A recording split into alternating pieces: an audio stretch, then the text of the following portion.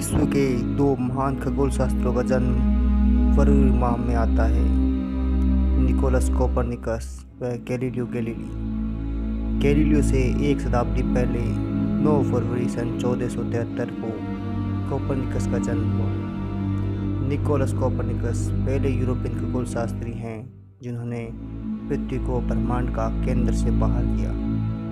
उन्होंने हीलियोसेंट्रिज्म का सिद्धांत दिया, जिसमें ब्रह्मांड का केंद्र पृथ्वी न होकर सूर्य था। इससे पहले पूरा यूरोप अरस्तु के मॉडल पर विश्वास करता था, जिसमें पृथ्वी ब्रह्मांड का केंद्र थी तथा सूर्य, तारे व दूसरे पिंड इसके इर्द गिर्द चक्कर लगाते थे।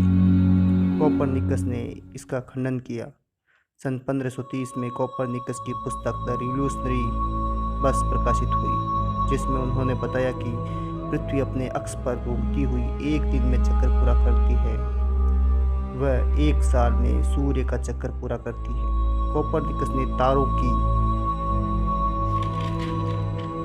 स्थिति ज्ञात करने के लिए कोperनिकस टेबल की रचना की, जो अन्य खगोलविदों के मध्य काफ़ी लोकप्रिय हुई। जब वे 10 साल के थे तभी उनके पिता की मृत्यु हो गई और उनका पालन उनके मामा लुक्स वांगजोंग ने किया।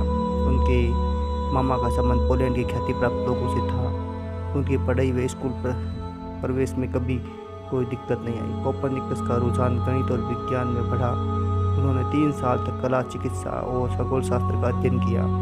उन्होंने सन 1491 में तत्कालिक यूनिवर्सिटी ऑफ क्राकोव से मैट्रिक पास की और पांडुआ विश्वविद्यालय से चिकित्सा और दर्शन शास्त्र में डिग्री प्राप्त की, लेकिन उन्होंने अपना करियर खगोल शास्त्र में बनाया। सन 1499 में रोम विश्वविद्यालय के खगोल शास्त्र के प्राध्यापक के रूप में उन्होंने कार्य प्रारंभ किया।